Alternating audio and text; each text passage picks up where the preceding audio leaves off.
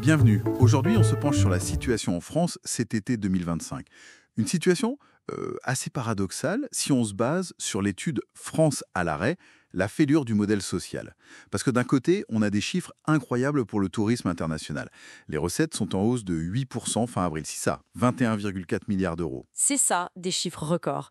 Mais de l'autre côté, le tableau est bien différent pour la consommation intérieure. Oui, on sent une vraie tension, des difficultés pour beaucoup de Français. D'ailleurs, même les vacances des Français, en France, les nuitées domestiques, ont baissé de 4% ce semestre. Exactement. Alors l'idée, c'est de comprendre cette fracture, décrypter un peu les symptômes, les causes de ce qui ressemble à une crise du modèle social français. Allons-y. Ce qui est vraiment frappant, c'est de voir comment les contraintes de budget redessinent les habitudes. Prenons les vacances, par exemple. Oui, On voit que quasiment 2 tiers des gens qui partent dépensent moins de 1 000 euros par personne. C'est peu. Et du coup, les destinations changent. c'est-à-dire Plus de campagne, plus 8 points, un peu plus de villes aussi, plus 3 points. Et ça, c'est souvent au détriment du littoral, qui est plus cher. donc c'est pas juste un arbitrage financier, c'est plus profond. Ah oui, tout à fait.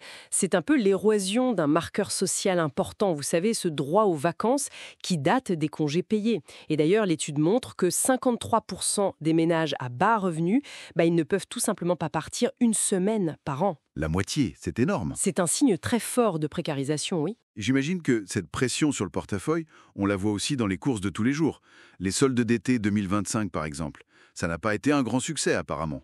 Non, pas vraiment. On parle d'une baisse des ventes de 4 à 5%. Et ça profite surtout aux hard discount, les actions, Lidl, Bien sûr. à l'e-commerce et puis à la seconde main, type Vinted, qui explose. Les enseignes plus classiques, elles, souffrent. Carrefour France, par exemple, a vu ses ventes reculer de 1,7% au premier trimestre 2025. Ah oui, quand même. Et ce qui est intéressant aussi, c'est la montée des marques de distributeurs. Chez Carrefour, ça représente 38% du chiffre d'affaires alimentaire. Le prix, c'est vraiment devenu le critère numéro 1. Cette polarisation qu'on voit dans la distribution entre le discount et peut-être le premium d'un côté et le milieu de gamme qui souffre. Est-ce qu'on retrouve ça ailleurs? Sur le marché auto, par exemple? C'est un cas d'école, l'automobile. Les ventes de voitures neuves, elles ont chuté. Moins 7,9% au premier semestre 2025. Et si on compare à 2019, avant la crise sanitaire, c'est presque 30% de moins. C'est considérable. Énorme. Et le marché se divise vraiment en deux. Le premium, le très haut de gamme, et le low cost s'en sortent bien. Mais les marques généralistes, celles qui visent les classes moyennes, sont en grande difficulté. Acheter une voiture neuve qui était un symbole d'ascension, d'autonomie, ça devient très compliqué pour beaucoup. C'est un peu l'image de la panne de l'ascenseur social. Parlons justement des causes profondes.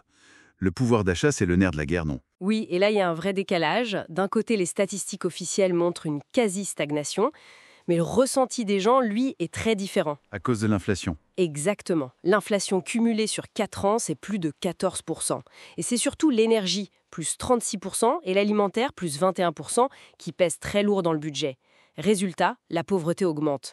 L'INSEE parlait de 9,8 millions de pauvres en 2023, sous le seuil de 60% du revenu médian. Et cette pression financière, ça se traduit par plus de surendettement, j'imagine. Inévitablement, oui. La Banque de France a vu les dossiers de surendettement grimper de presque 11% en 2024. On est à environ 135 000 dossiers. Et qui sont les personnes concernées? Le profil type, c'est souvent des femmes, des personnes seules, des familles monoparentales, majoritairement locataires avec des revenus modestes. Et ce qui a changé, c'est la nature de la dette. C'est-à-dire? Avant, c'était beaucoup les crédits à la consommation. Maintenant, dans plus de 3/4 des cas, ce sont les charges courantes. Le loyer, l'énergie, l'eau. On s'endette pour payer les factures de base, en fait. Ce qui nous amène logiquement à la crise du logement. C'est un facteur clé, semble-t-il. C'est un moteur central de cette précarisation, oui. La Fondation Abbé Pierre chiffrait en 2025 à 4,1 millions le nombre de personnes mal logées, sans compter les 330 000 sans domicile fixe. C'est effrayant. Et la demande de logements sociaux explose. 2,7 millions de ménages attendent un HLM. Pendant ce temps, la construction neuve est en berne. Du coup, le coût du logement pèse de plus en plus lourd.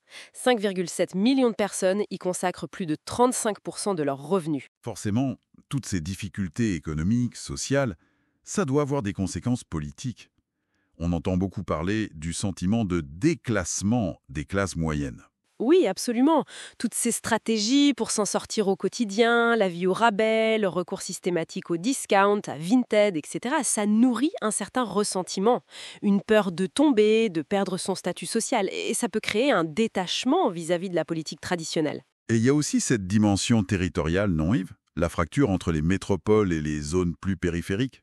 Tout à fait, c'est la fameuse fracture territoriale, le sentiment d'être abandonné dans certaines zones, parfois symbolisé par la fermeture d'un service public ou même d'un distributeur de billets.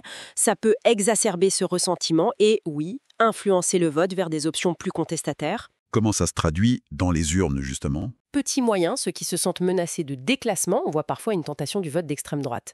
Mais le grand phénomène, ça reste quand même la montée de l'abstention. C'est vraiment le symptôme d'une crise de confiance démocratique assez profonde et d'un vote sanction contre les gouvernants en place. Bon, si on essaye de synthétiser tout ça, ce qu'on décrit, ça dépasse largement la simple question économique, non? On touche au contrat social, à la cohésion du pays, à la confiance dans le système démocratique lui-même. Cette promesse d'un progrès pour tous via la consommation de masse, elle semble un peu rompue. Oui, c'est exactement ça. Et ça pose une question fondamentale pour l'avenir, je crois. Si ce modèle économique a du mal à tenir ses promesses d'intégration, de progrès pour une grande partie de la population, quelles alternatives à cela? Quelle nouvelle forme de pacte social, de solidarité peut-on imaginer pour éviter que cette fracture ne devienne vraiment une rupture définitive? C'est la grande question.